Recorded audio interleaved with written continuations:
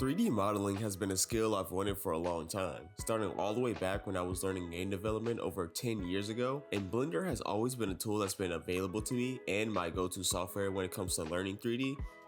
though that's mainly because it's free. But over the years, Blender has actually become one of the most powerful 3D modeling programs out there, with a community that continues to grow every day, especially here on YouTube. That's one of the biggest reasons why learning Blender now is easier than it has ever been, and it's finally getting the recognition it deserves. While I talk about my experience trying to learn Blender in the past and how I've taken a new approach now, I will be working on a 3D model in the background of this video just to give you guys something interesting to see while I talk. Now let's go.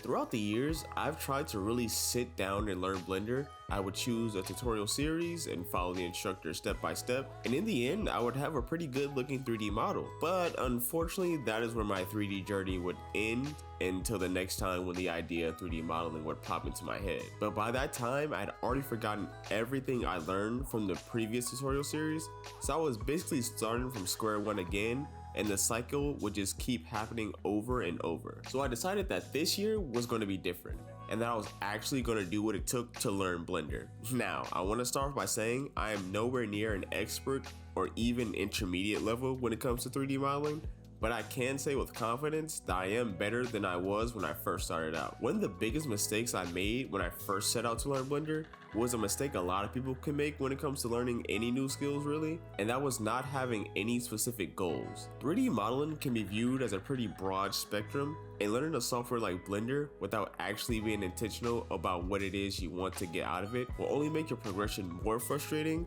because Blender isn't just a 3D modeling software. Yes, you can make models for video games in Blender, but you can also make renders for environments, do ArcViz, 3D sculpts, motion graphics, and even with Grease Pencil, you can now make 2D animations, and so much more. And if you step into Blender with all this in mind, but no specific goal or milestones that you're working towards, then you will only be hindering yourself, and that was one of the things I had to decide on when I asked myself why I was learning Blender and what would be the actual application I would use the software for. Now, I am currently working as an independent animator, and one of the things I am not the best at right now is environment design and backgrounds. I've made progress in that area, but I know I still have much room for improvement,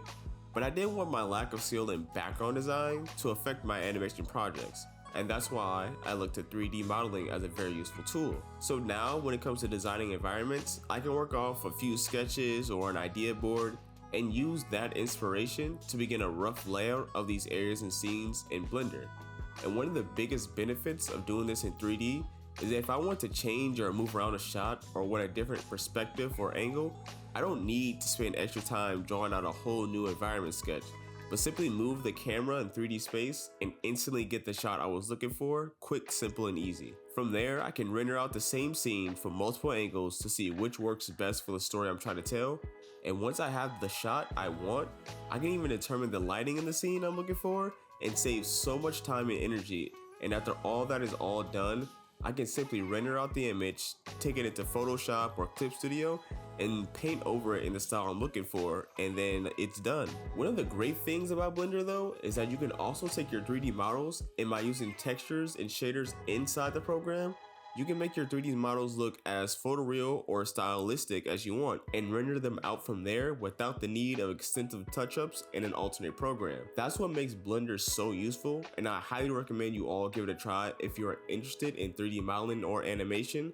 It's completely free and a great way to explore if this is really something you want to do without breaking the bank. As I mentioned earlier, Blender has a great and always expanding community here on YouTube, so it shouldn't be too difficult to find something you want to learn for free here, but you have to be intentional with your learning, because if you start watching video tutorials on how to learn to use Blender, you can easily fall for the trap of just consuming tons and tons of videos on how to do something without actually taking the time and applying what it is you're learning. What I would recommend for any beginner interested in learning Blender is the infamous Donut tutorial series by Blender Guru,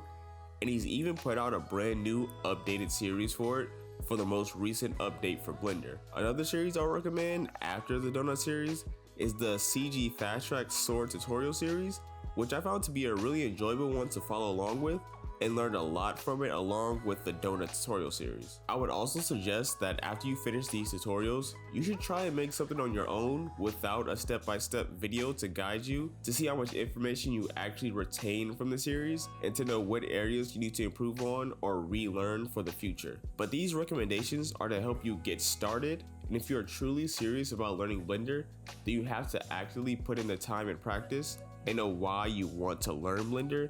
and what will you do with the skills once you have them. And if you hold on to those thoughts, then it should be easier to stick with. For those of you who made it all the way to the end of this video, I thank you for sticking around until the end. I hope you learned something from it, and I wish you all the luck in your journey to learning Blender. And if any of you have any tips on how you have learned or are currently learning Blender, then do leave a comment down below for other aspiring 3D artists. But that's all for now, and I'll see you in the next one.